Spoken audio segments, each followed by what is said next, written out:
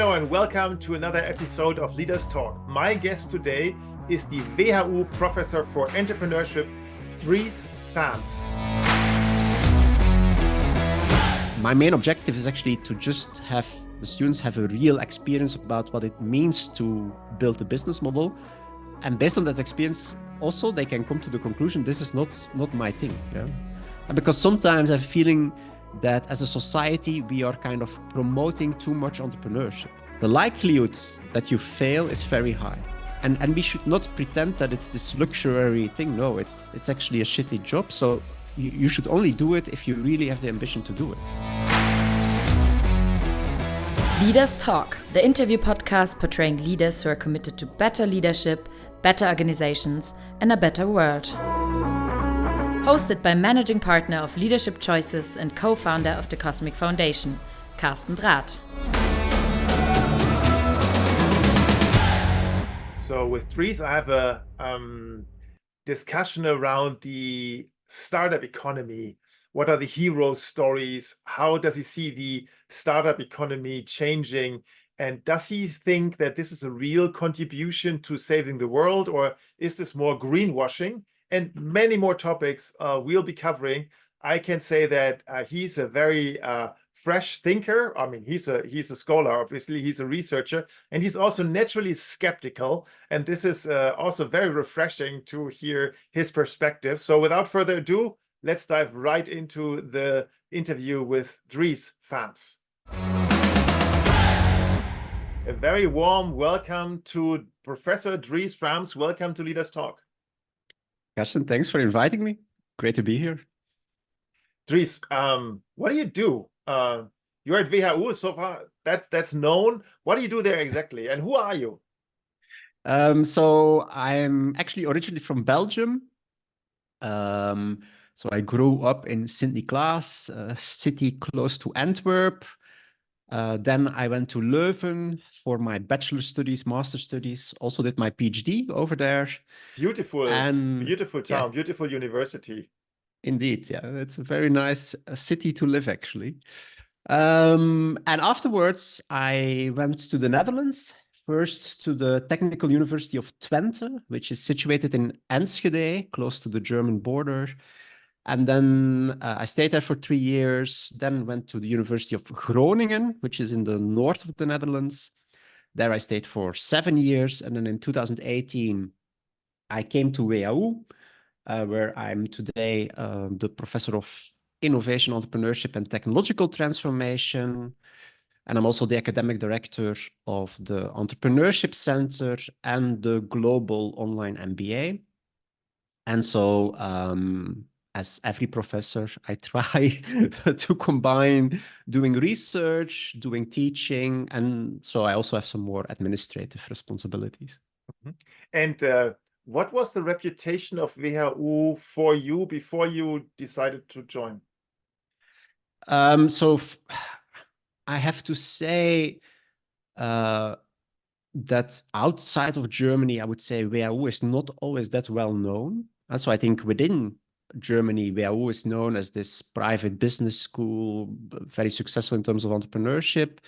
To be very honest, if you cross the border, it's not that a lot of people always know WHU. I knew WHU because they had some good professors and still have very good professors who are now my colleagues on the topic of innovation and entrepreneurship. So I knew already some of the colleagues there. So when I saw an opening at the university, because we started in 2018 this master in entrepreneurship, and because of that they have created an opening. And I saw the advertisement, so I reached out to the colleagues at WHU saying, "Oh, could it be interesting for me?" And they encouraged me to apply, and that's how, in the end, I came to WHU. Okay, and WHU in Germany is very much connected with entrepreneurial spirit on the one hand side, and then on the other hand side, it is like the go-to place if you want to make it into strategy consulting, investment banking. And I think this is more the tradition.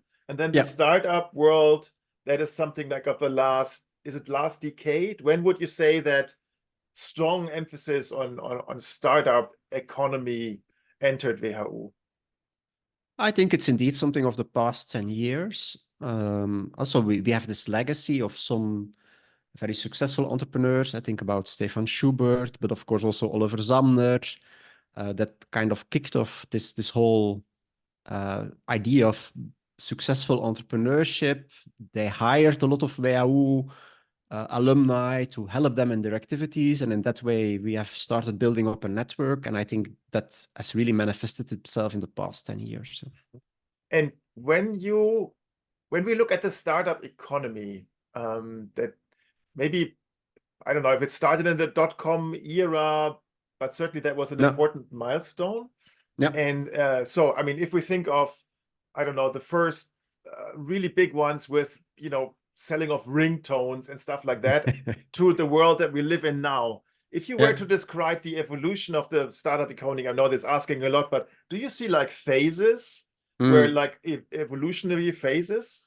Yeah, actually, so we, in the past like 4 years, we have built a founder database.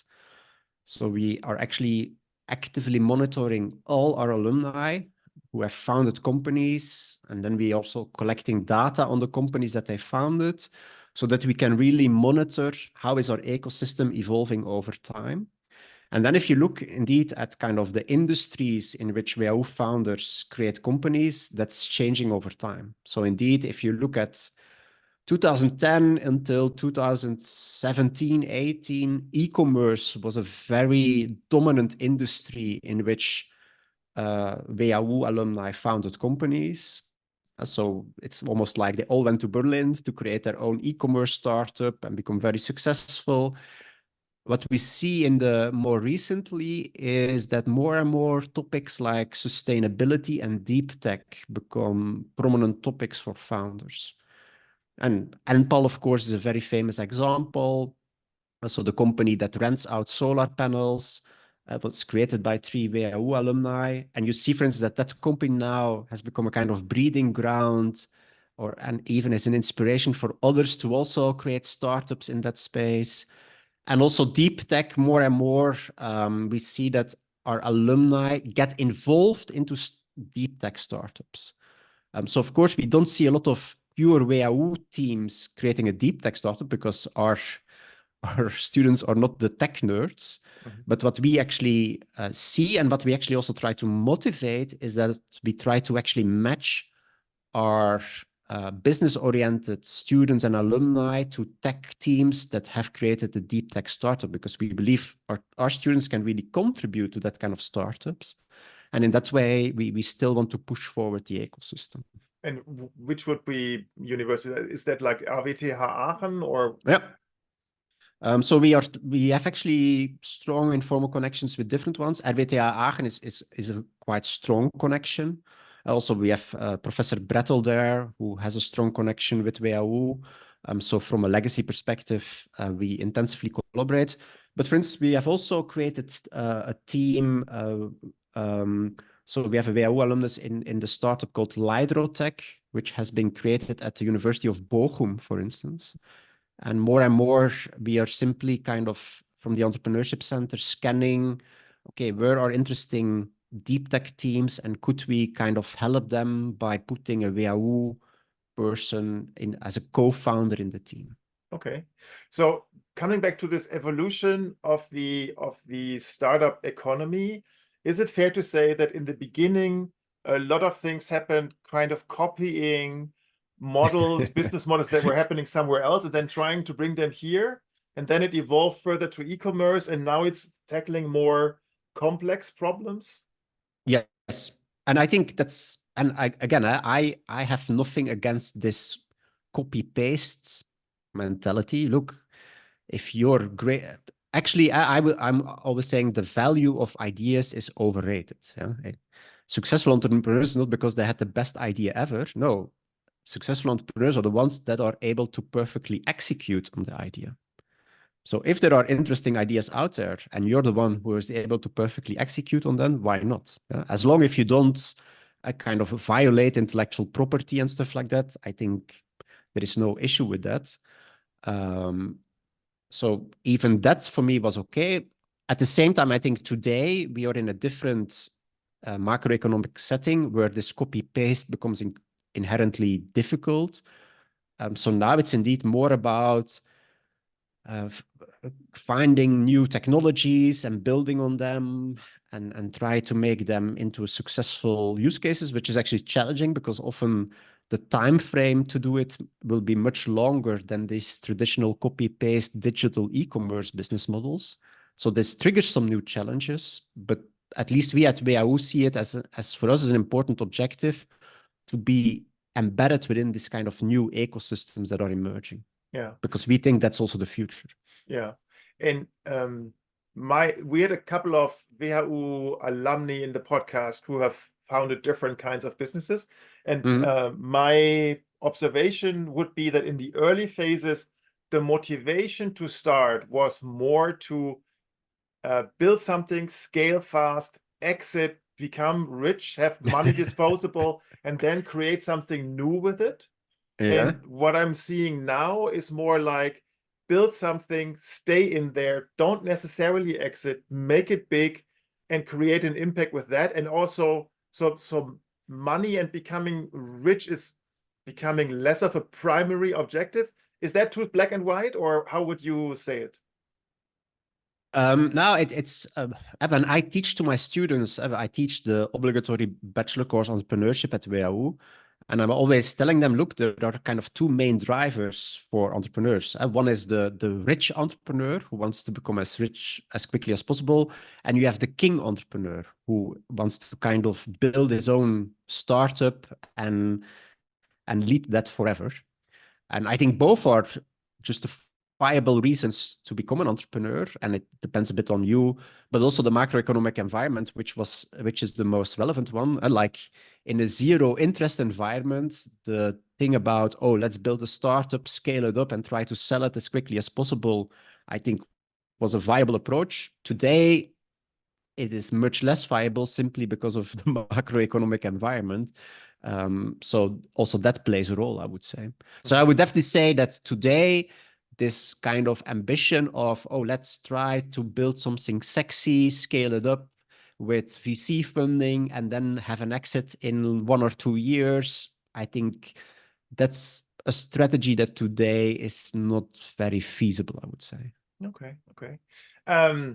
In your humbleness, you forgot to tell us that you are also a podcast host, which I'm an avid Yes. listener of. So the Okay. WHU Awesome Founder podcast. And there's different flavors. You have different formats in it. So there's this inspirational thing where Garrett and you meet and you bounce off ideas of each other. Yep. And what was the most interesting piece, or what is the theme in this podcast for you that fascinates you most about the research about all of that? Now, so what I really like about how also the podcast is evolving over time, that we really try to bring these two perspectives into the podcast. So the one perspective is the more kind of academic perspective. What do we know actually from academic research about entrepreneurship?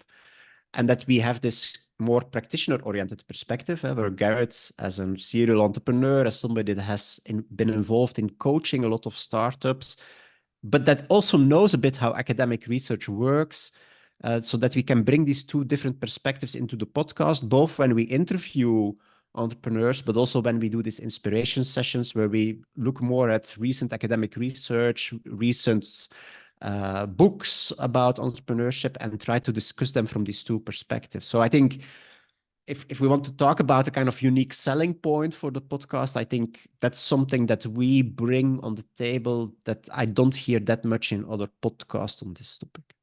And I was wondering, how do you make the time? I mean, you bring in from applied psychology, from technology, deep tech, business, from the economic standpoint, you bring in all these different papers. How do you do that? How do you scan? How do you find something of interest? And how do you find the time to grind your teeth into it?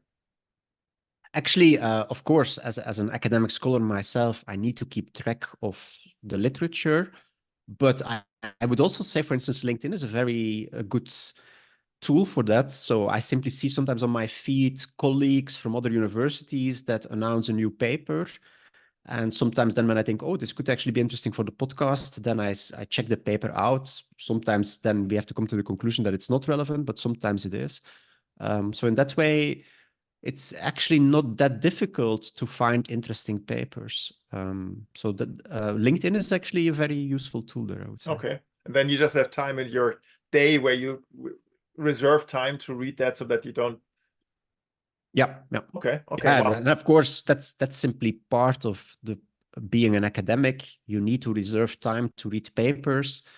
And then sometimes I think, oh, this is actually a paper that is not just relevant for my research, but would also be nice to discuss on the podcast, and then we do that. And the other day, I was teaching a class of executives the day after you had taught them on innovation. And some of them were a little bit scared that they would be out of a job in a couple of years' time. So can you explain us what you did with them? No, I think then I definitely taught them about generative AI. So it's even a bit of kind of hobby of me now to kind of see with this whole OpenAI, ChatGPT that has been emerging. A lot of people have played around with it, but I think not that many people have started really thinking about, okay, what is the impact of these tools on business applications, on business activities? And I think you can already see that it can have quite some influence.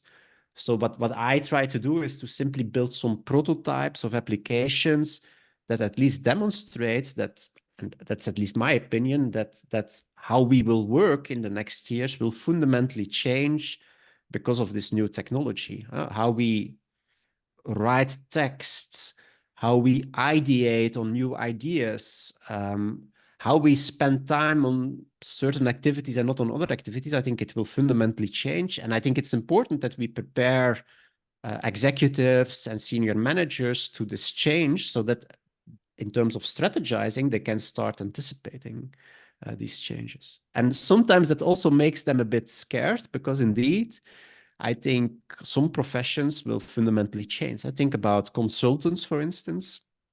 It's very clear that a lot of time now consultants spend on doing research, on making PowerPoint slides, on communication. And you easily see that with generative AI, you will be able to automate a lot of these activities, which doesn't mean, I think, that consultants will become redundant, but I think what they do, how they do it, and how they build a competitive advantage will fundamentally change. Yeah. So the entire approach to knowledge management and where do you get best practices from will be a competitive advantage that's no longer there, right? Because everybody has access to it. Yeah, and it's the same for academics, also for my own profession. Doing a literature review, but also even doing advanced statistical analyses already today with some of the tools that you have in OpenAI, like data analysis, it's fundamentally changing. So that also triggers for me the question, okay, as an academic, how do I need to adjust my position as a researcher? Okay. And how do you make sure that, for example, so I know that you make your students use ChatGPT for your work, whereas others would say it's prohibited. You can't use it because there's no actual work that is, we cannot prove it really. So how do you use it intelligently that students learn something and not just copy paste? Yeah. Now I think for my teaching, so my teaching mainly focuses on entrepreneurship. I think there it's quite easy to integrate it because generative AI is great in doing ideation, giving you ideas. It's great in storytelling, which is a very important part of entrepreneurship. So it's very clear that you can easily kind of use ChatGPT to increase the quality of what you do in terms of entrepreneurship. So what I encourage my students to do is simply, okay, they need to develop a business model with a pain point and a value proposition. So just interact with ChatGPT so that it can give you inputs, that it can give you inspiration, that you can do interviews with ChatGPT, pretending that it's a customer to better understand pain points, that it can give you a 2-minute elevator pitch for when you have to pitch to mentors. So that's all quite straightforward. And so what I then do is to also show my students, okay, how do you can actually write a good prompt to increase the quality of the output that ChatGPT is generating. And then I also evaluate them on their use of ChatGPT.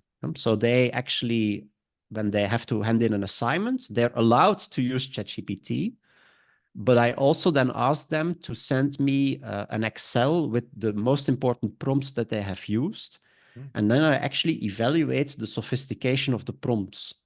So in that way, actually how they have prompted ChatGPT becomes part of the evaluation. Okay, wow, okay. So a large part of innovation is the ideation phase. When you look at typical WHU students, and you literally touch every single one of them, because in the bachelor, I mean, at least in the bachelor program, they all run through your hands. I mean, yes, every single whether one of they them, like it or not. whether they like it or not, they all have this class of innovation, and they don't read any books or any papers, but they have to build a business. Yep. Yeah, so the course is structured in a way that in 6 weeks, they have to build their own business model and they have to pitch it at the end. During these 6 weeks, all of them do speed dating with alumni of WHU. So we actually organize a big speed dating date from 8 a.m. in the morning till 7 p.m. in the evening, where continuously alumni come into our Zoom. They speed date with different students, give them input on their ideas, and then the students have to use that to finalize their own business model. And so indeed, in that course, they don't have to read books or papers, but they have to listen to podcasts. So it's a kind of an alternative way. And so this course is really focused on not kind of learning by reading, but more learning by doing. Yeah? So they simply have to build their own business model. They will get feedback during the weeks from me, but also from these mentors. And in the end, even if it's like they can work on it for 7-8 weeks, there are quite some very interesting business models emerging out of it. So we always then do also competition. So I select then the best 8 teams that then have to do a live pitch in front of VC investors. And every time I have to say the VC investors are very impressed by what is coming out there. So they say, look, yeah, some of them would actually be investable cases. Okay, but it's not that. Did anything become real out of that? I mean, like a real business so far? So not from that course, but I think the problem is a bit, of course, the teams are randomly created. So you have teams of 5 students that work together, and that's always a bit of a hampering factor, because we actually know that for real entrepreneurship, also the team and how they work together is a very important aspect. So that stays a bit artificial. But for instance, I have another course called Developing Novel Business Models, which is a kind of follow-up course. So then we make it even a bit more realistic. And then we had a team that created a business called Amical. So it was a kind of job hunter platform. And later on, one of them, together with somebody else, created the platform Power Us. And that's a platform for handwerkers, so handyman. And they have now raised Series A funding. So at least the initial seeds of that were created in one of my courses. But it's also not our objective that real startups have to emerge out of it. My main objective is actually to just have the students have a real experience about what it means to build a business model. And based on that experience, also they can come to the conclusion, this is not my thing. Yeah. And because sometimes I have a feeling that as a society, we are kind of promoting too much entrepreneurship. And I think that's not a good thing, because entrepreneurship is actually a very shitty job. The likelihood that you fail is very high. So failure is the most likely outcome of initiating a startup. And it's a very stressful activity. It's a roller coaster ride. You will not earn a lot of money in the first 5 years. And we should not pretend that it's this luxury thing. No, it's actually a shitty job. So you should only do it if you really have the ambition to do it. And so if my course makes it clear to some students that they are not fit to become entrepreneurs, that's also, for me, perfectly okay. And here is a small announcement that might be of interest to you. As you know, we are all about better leadership, better organizations, and a better world. And in that capacity, we have founded the Cosmic Foundation. And the intention of this foundation is to give NGO leaders and their teams free access to high quality coaching, leadership development, resilience development, organizational development. And we are focusing in the first year of our kind of go-to market, if you want to call it like that, on Ukraine as a country. We have identified 2 NGOs that we are going to work with. We will publish their names soon, and it would be really cool if you would support us. You can become a Cosmic Foundation ambassador by a donation of just 50 euros per year, and you'll be receiving a newsletter, regular updates on where we are standing. You have the chance to have a say, have a word on the future engagements of the organization. You can support also with your network, idealistically, if you become a Cosmic Foundation ambassador. How to do this? Simply go to our website, cosmic-foundation.org, click donate, and have an annual donation of at least 50 euros. That will make you a Cosmic Foundation ambassador automatically, and then you'll be getting our newsletter, and you'll be kept in the loop, and also ask for your input, your guidance, your advice. So if that's of interest to you, I would love to welcome you as a Cosmic Foundation ambassador going forward. And now back to the really cool conversation with Dries Faems. What I noticed, Dries, is that there is a bit of a hero story around the entrepreneur, right? I mean, there's some stereotypes concerning the lifestyle, the 100-hour weeks, and then eventually you have this famous exit, blah, blah, blah. And there's also this notion, move fast, break things, and that you have to become big very quickly. So that size matters more than profitability, sustainability. Why is this actually? No, I think it's definitely changing. So I think this this mantra of move fast, break things, don't care about profitability.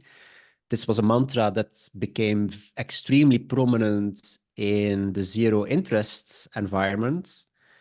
And I think at the quick commerce startups were mainly the most kind of ultimate manifestation of that idea. I think today we are in a different macroeconomic environment, and now I think what VCs are telling the startups is also very different. Yeah? So you need to become, the unit economics need to be realistic. Profitability is important. It's not just about growth. So I think the mentality has also been changing given a different macroeconomic environment.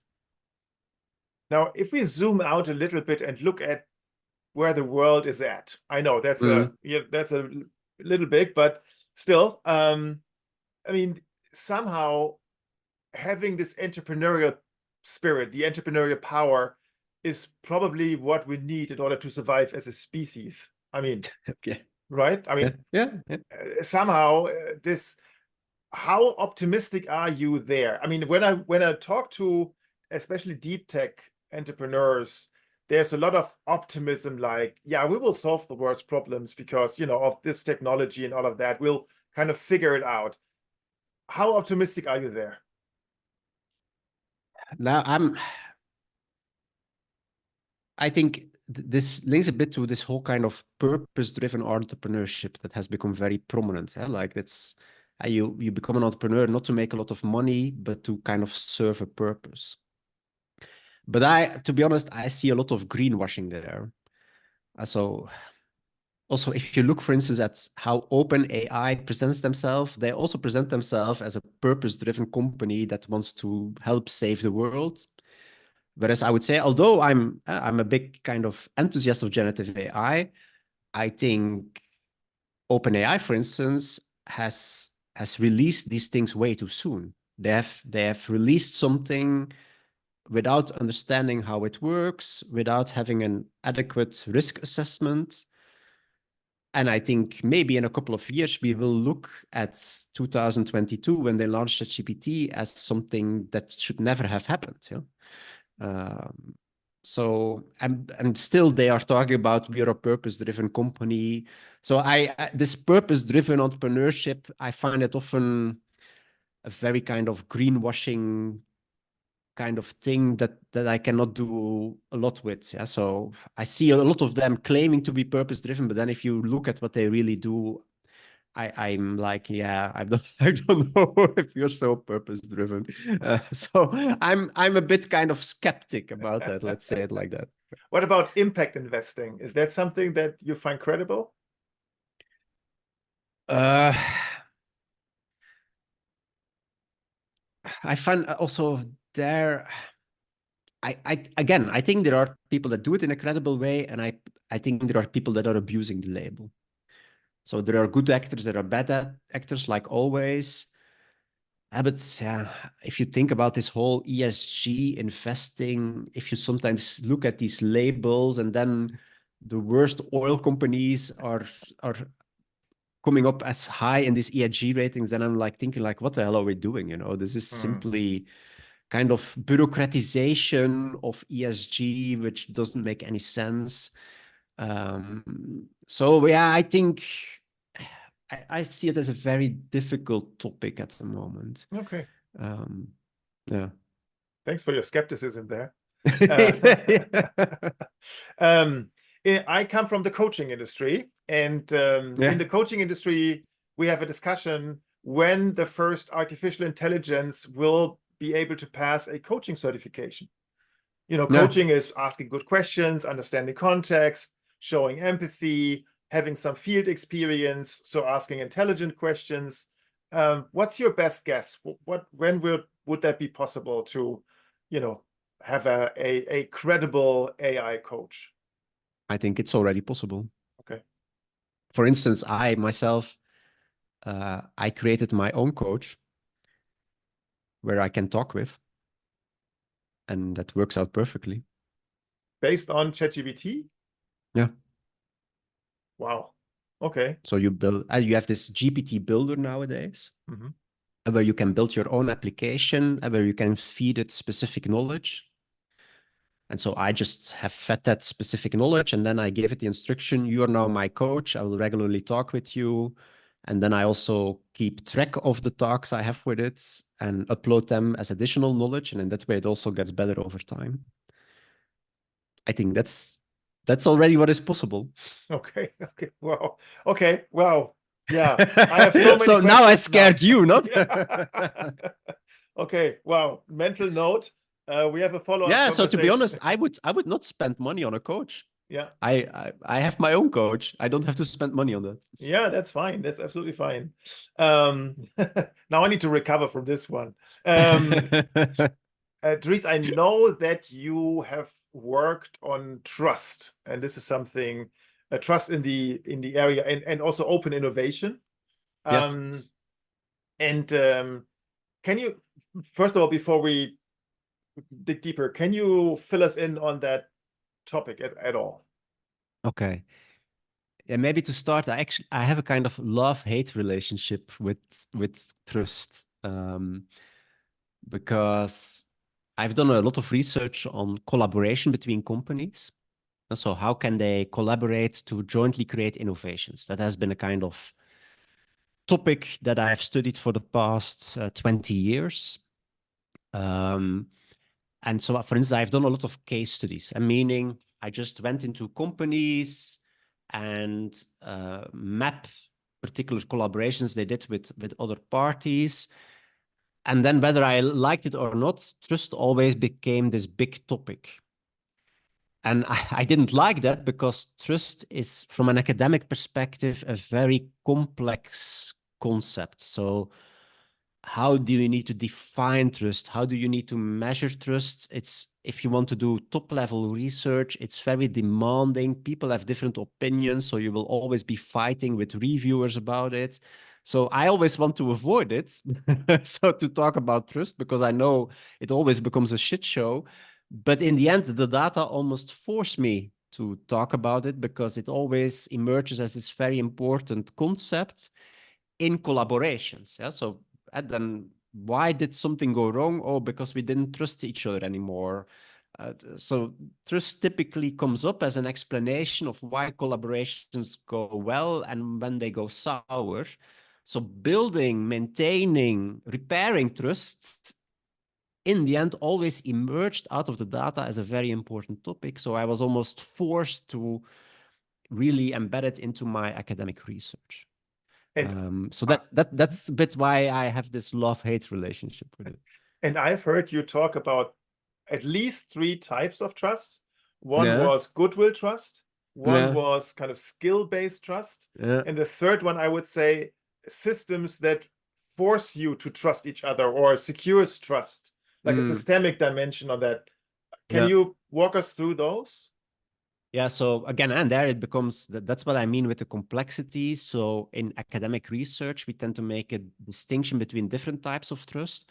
And so one is goodwill trust. Yeah? So that means I have positive expectations that you will not screw me over. That's goodwill trust. Whereas competence trust is I have positive expectations that you have the ability to do what you promised me to do. And institutional trust is something very different. That's more like, okay, do I think there is the kind of institutional environment to do stuff in a predictable way? So that's actually on a very different level. But so you have goodwill trust and competence trust. And so it might be that I have high goodwill trust in a person and low competence trust in a person, or the other way around, that I have high competence trust and low goodwill trust. And so these things can then also change over time. So when I would now work together with you in a coaching trajectory, for instance, and you would give me advice, and in the end, the advice turns out to be not working out, then I can start questioning your competencies. And that's typically what will happen first. If you give me advice and it doesn't work out, then initially I might start wondering, oh, does this guy really know what coaching is about? But if this persists, I might even start questioning your intentions. And I could question, oh, is this guy just trying to make money out of me and pretending to be a coach? So then I'm not only questioning your competence, but also your goodwill. And for instance, we know from research that if you have a breach in confidence in terms of competence, that's relatively easy to repair. Whereas the moment I start really questioning your intentions, it will be actually quite difficult to repair that. So the ability to repair trust also depends on these different types of trust. And this is relevant because you have been studying collaboration between organizations, typically between larger organizations that are already existing and newer, smaller organizations like startups, for example. And that were the cases that you were looking into. Yep, indeed. Okay. And that reminds me of a model developed by Bernard Lieberhout, a Dutchman, together with an Austrian, Fritz Glasel, where they describe like the pioneer phase of an organization, the differentiation phase when they scale up, the integration phase where they need to become fast again because they've become too big, too much silo-driven. And then the association phase is where they learn to work together with other organizations to kind of get out of competitive mode into collaborative mode, have some smart trust. So what would be examples where you say it has worked out, and maybe an example where it totally failed?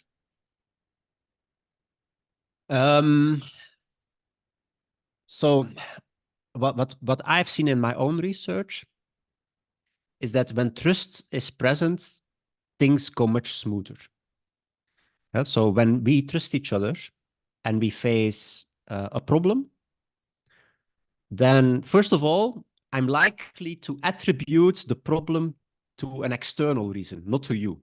So if I trust you, I will find the explanation for a problem typically outside instead of internal. Moreover, trust is this kind of lubricant that allows you to deal with hiccups. So in that way, it's a very nice lubricant, but we should not be naive. What I've also seen, and I think I often told that to startups that I think are sometimes naive about it. So trust is important and it's valuable, but it's not sufficient to maintain a relationship. So I can trust you, but if I'm not dependent on you, meaning I have nothing from you to benefit from, then whatever trust we have, I will stop the relationship. And it's the same with startups and large companies.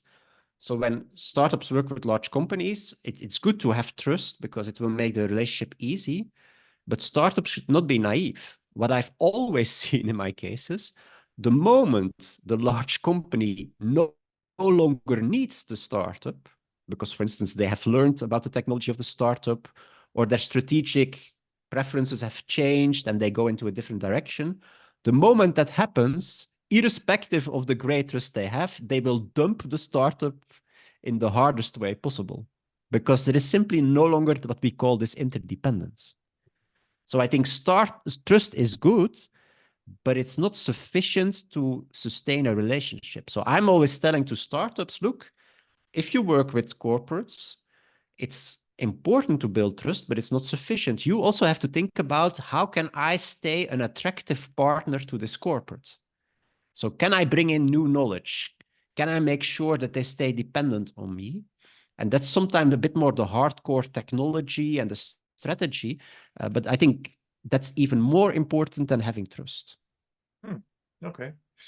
I've also heard you speak, I think it was in one of your podcast series, about one way of large corporates to work together with startups that you call, or innovation theater. That was the term, which is it's a funny term, but there's a serious meaning behind it. Yes. What's that? What's the idea behind it?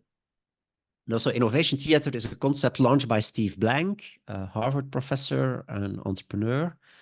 And so what he is mentioning is like, look, corporates in the past 10, 15 years have invested a lot in all kinds of innovation hubs, incubators, accelerators, all this kind of innovation boosting activities, often implying collaboration with startups. And what Steve Blank is arguing is like, yeah, but this is just theater. You know, what would typically happen is that there will be a nice press release about this new innovation hub. It will have a fancy coffee machine and a fancy brick wall layout, and people in hoodies will do a fancy YouTube video. But then after 6 months, if you look at what has actually been produced at these units, the output is kind of depressingly limited. So the impact on the profit and loss account of the company might actually be very limited or mainly negative. And that's what he calls innovation theater. So he's quite skeptical about all this kind of innovation pushing events that corporates do, where he say, yeah, it's just a show, it's just a theater. You might see it as a marketing event, but if you're honest with yourself and you look at the real impact of these activities on the actual cash generation of the company, they tend to be rather limited. Okay, wow. And what would be conditions that are necessary to make it work? Yeah, and actually, I'm in the process of finishing a paper about that with a colleague in Sweden, Anna Bradström. And so what we are arguing is, look, indeed, you see, you might have experienced it. If you go into corporates and you go into their innovation units, they have to have a very specific layout. There are a lot of kind of cultural manifestations, and even people tend to wear clothes in these specific units that they would not never wear in the headquarters. Yeah? So there are all these kind of cultural manifestations within these units that are different from what the corporate normally does. And so we wanted to understand, why is that actually? Why does this happen? And so our kind of conclusion is actually what these units try to do is to, in the short time, legitimize themselves. So what they want to do is to say, look, we are different, and we allow people to think different here, to act different here, and that gives some legitimacy to the existence in the short term, because in the short term, these units tend to be unsuccessful. That's also quite normal, because you're doing innovation, that's risky.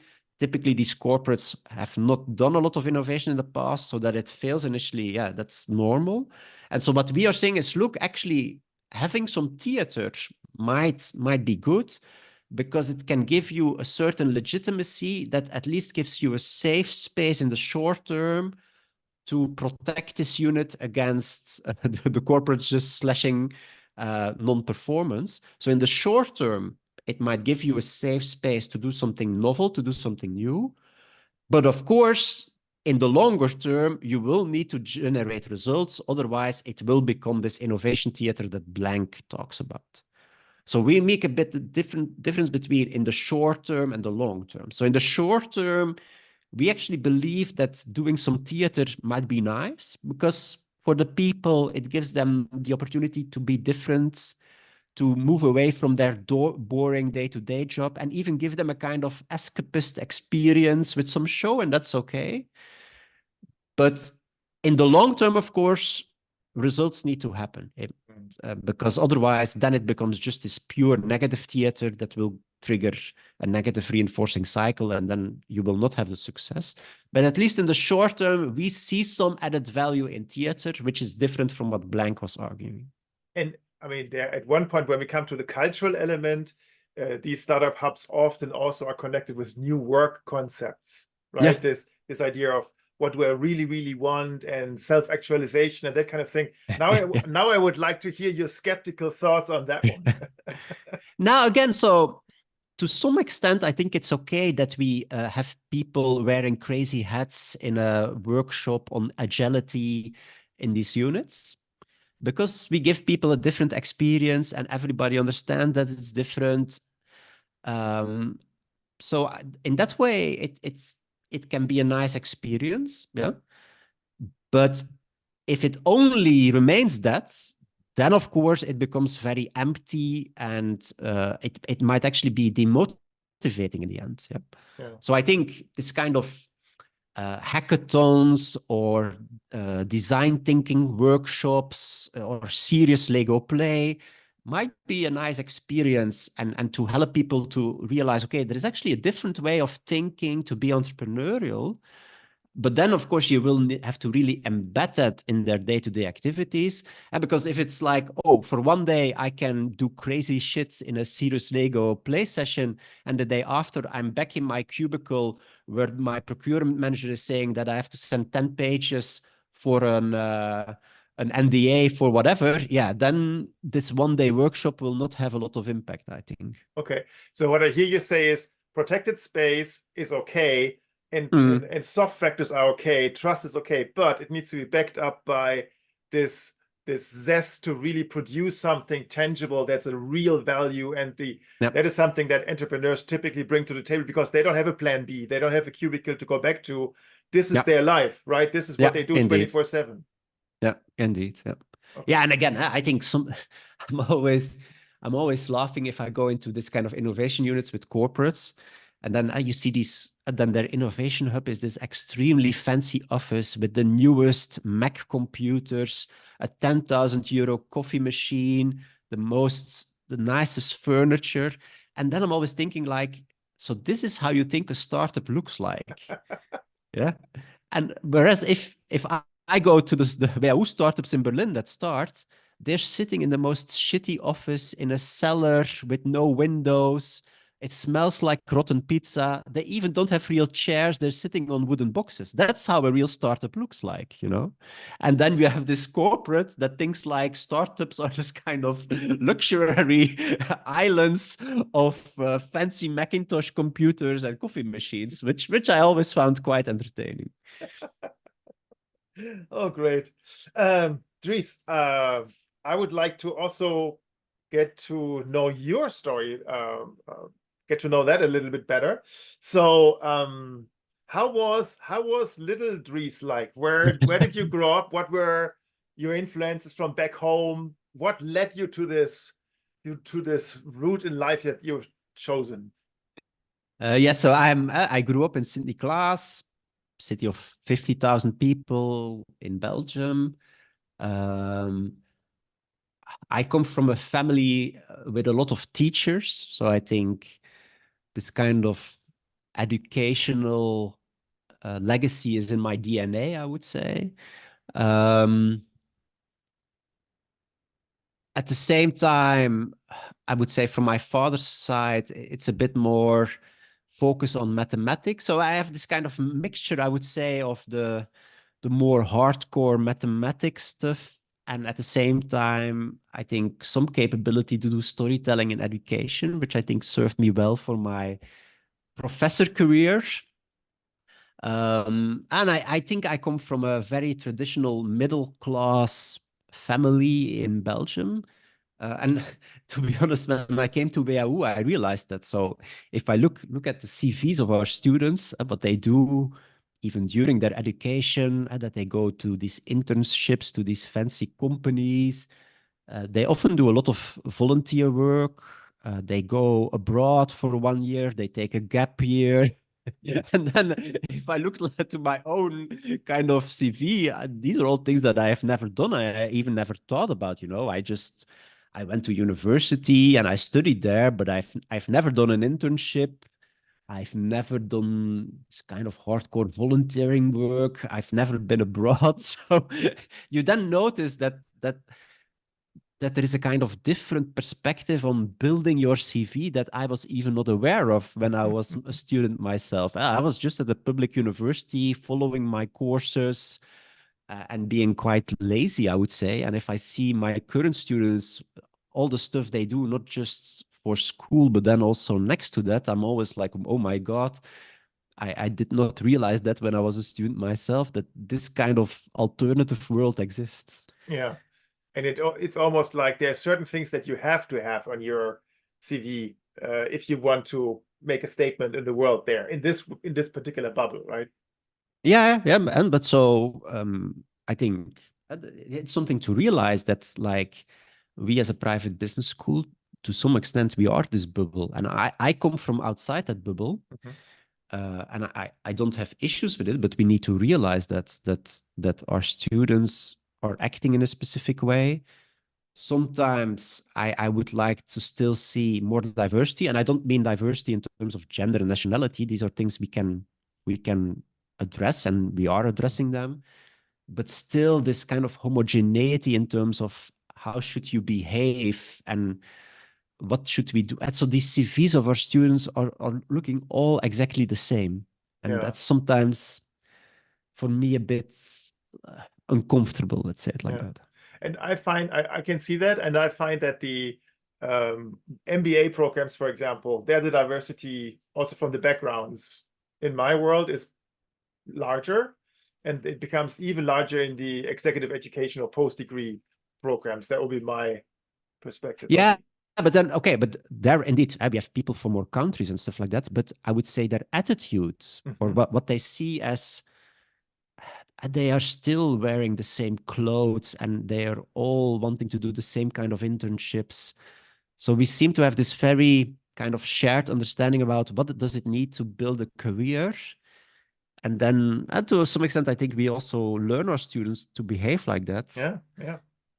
And I don't have the perfect answer here. It's not, but sometimes I'm a bit like, again, when I do a lot of LinkedIn research, so then I look at all these LinkedIn profiles, and then it's something like, oh my God, it's always the same profile, But I also don't have a straightforward solution for it. So yeah. And Dries, when did the notion or the topic of entrepreneurship come into your life? I mean, you could have become a professor of economics, micro, macro, whatever, but entrepreneurship is very particular in that. Yes, and this has always been in my career kind of there was no strategic thinking going on there. So I did at Leuven, I did commercial engineering. That was my degree. And I was specialized in human resource management, which was actually quite exceptional. I was actually the only one in my year that took that particular direction. So most of them took finance or operations management or strategy, but I was intrigued by human resource management. So I took that choice. But because I was the only one, I also got quite some attention from the professors involved because I was the only one. And then one professor, Luxels, who is actually now the rector in Leuven, he encouraged me to do a PhD. So we wrote an application to get some funding. And then I actually got kind of a 1-year funding to start. And so I started doing a PhD on the topic of human resource management for medium-sized companies. But then the funding ran out and we were actually struggling to get funding in the end. And in the end, I got funding on a project on collaboration for innovation. Now, at that point at university, I've never had an innovation course. So it was actually a totally new topic for me. But yeah, because there was 4 years of funding available on that topic, I started my PhD on collaboration for innovation. And then actually some other professors became involved to supervise me. And that's how I got into the topic of innovation. And then afterwards, I was an innovation professor in Twente in Groningen. And then I moved to WHU. So the position was advertised as entrepreneurship. I think it was advertised as entrepreneurship and technological transformation. And I immediately told them, okay, actually, I don't know that much about entrepreneurship, but I know a lot about innovation, and that's very close to technological transformation. And so I even asked them, does it make sense to apply? And they said, yeah, you can apply. And then in the end, I was selected. And then when I was selected, I actually wrote to the dean at that time, yeah, actually, can we add to the title innovation? Because that's actually what I'm doing. And then I said, yeah, that's okay. But please realize that we need you to teach entrepreneurship. And I said, yeah, that's okay. And so actually, when I started at WHU, it was not that I had a lot of experience in entrepreneurship because I focused mainly on innovation in larger companies. But so in the past 5 years, I started really specializing now in entrepreneurship. Oh, wow, what a story. Okay. Well, that's interesting. I learned a lot. So it's quite opportunistic, let's say it like that. So Dries, thank you for taking us through that tour, through your work and your life and how you got to where you're now. So what's next? I mean, looking forward, what kind of what projects are fascinating you? What difference do you want to make going forward? Yeah, so I don't know. I've really learned not to make a lot of plans and to kind of just wait and see what happens. So in the past year, I've spent a lot of my time on this whole generative AI topic, which 2 years ago, I had no idea that I would become kind of a specialist in generative AI. So this kind of happened by coincidence. But at the moment, I'm really fascinated by the topic. I'm developing actually for WHU now a number of courses in our different programs. So in February, I will do a course in generative AI in our executive MBA. I'm preparing a generative AI course for the online MBA program. So this is definitely something that I now want to follow up and continue. But do I have a kind of 5-year plan looking forward on where I want to be in 2030? No, I have no idea.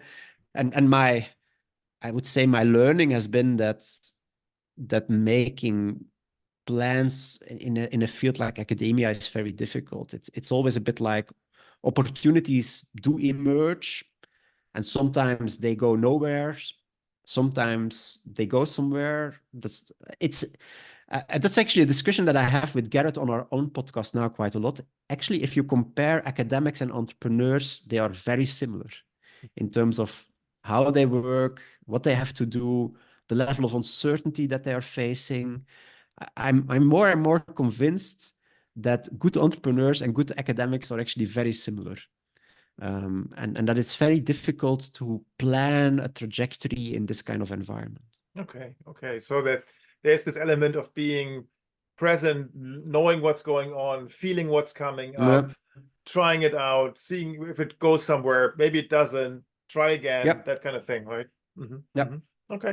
Just to give you an example, so like in 2020, when we had the Corona break, I used a bit the Corona break to learn myself again to program to code with Python, because I was fascinated by natural language processing from a research perspective.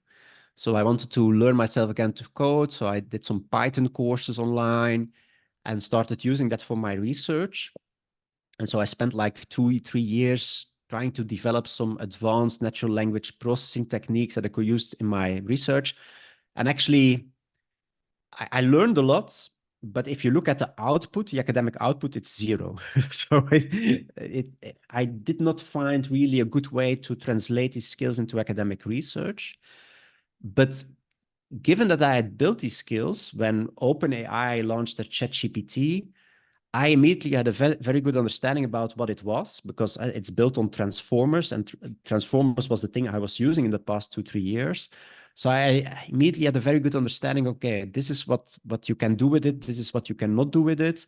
I was able to embed it into coding because I knew how to code and how to use APIs and stuff like that.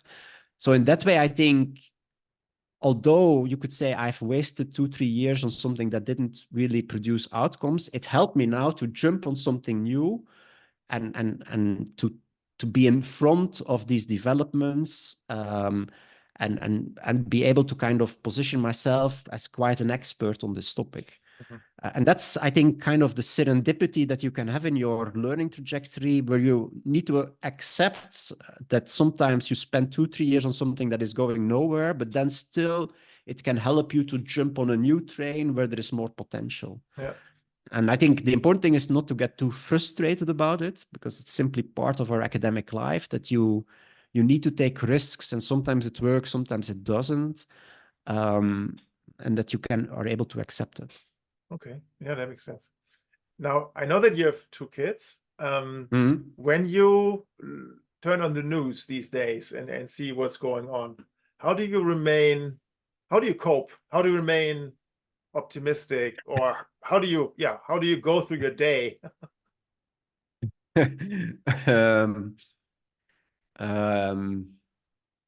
Yeah, to be very honest, not thinking too much about it. I see now.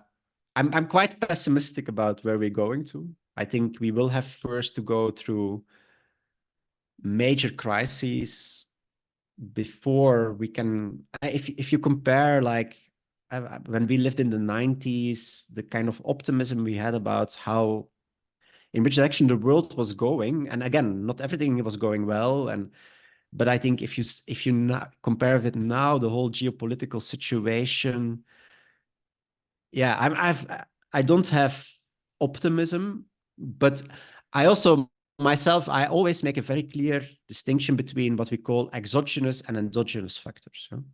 So there are a lot of exogenous things. There are wars, there is macroeconomic climates, there is geopolitical conditions that will affect my life, and definitely will affect the life of my children. But as a person, I can do nothing about it. So what does it make sense to worry about it if I can do nothing about it? Yeah. So, okay, we will have terrible climate things. We will have wars. I think Europe is in a very bad position geopolitically. We will be treated like shit in the coming decades because nobody needs us. Yeah. So I think that these are likely outcomes, but I don't worry about it because I cannot change them. So I think in my education with my children, I try to focus on things that I can control, on more endogenous circumstances, where I try to give them a nice environment to grow up in, where they experience safety and love. These are the things I can provide them. And okay, if the overall situation doesn't look very nice, yeah, that's something that I think, if I have to give an expectation, I think the next decades will not be the nicest ones, but I cannot change it. So why would I worry about it? That makes sense. Okay. Well, thank you, Dries. What's the last question is, what's the one thing I haven't asked you yet that could be of interest to our listeners? Let me think. What didn't you ask me?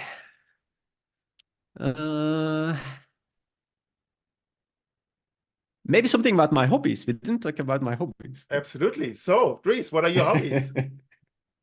I have to say, but because nowadays I'm much less. Actually, nowadays I do a lot of biking. So I'm cycling with my bike. And in the past, I was a fervent table tennis player. Oh, okay. So that during my when I was at high school, but even at university, I played easily like 3-4 evenings per week table tennis. So I did it So quite it's competitive. Yeah, Okay. it was quite competitive. Yeah, so Okay. we traveled around Belgium to play against other teams, which was also fascinating because then you came into the French-speaking part of Belgium, which we otherwise didn't kind of experience that much, and then it was quite interesting to sometimes see the differences. And what's your stronger hand? Oh, you only have one in table tennis, so No, but I backhand was a or right forehand? hand. Yeah, okay. And no, forehand, definitely forehand. My backhand was quite lousy. Okay, Dries. Thank you so much. Thank you for taking us on this tour through your life. All the best to you, and Thanks. we'll stay in touch, I guess. And I definitely, if I can see a demo on this ChatGPT coach you built, that would be really interesting. Yeah, the problem is that one is really private because it has all my but we can talk about maybe we can make a more generic one that you can see a bit how it can work. That would be cool. Okay, so that will be for our next session. Thank you so much, Dries. All the best. Okay, thank you. Bye-bye. So this was Professor Dries Faems. What are your thoughts? What stuck with you? What are your reflections? Please send us an email or leave us a comment on the portal or the platform that you are listening to this podcast. We are also always very happy to get reviews. And here's our email, leaderstalk@leadership-choices.com. Thank you for listening. Stay healthy. And yeah, see you soon or hear you soon. In the next 2 weeks, we'll be publishing our next episode. And until then, bye-bye.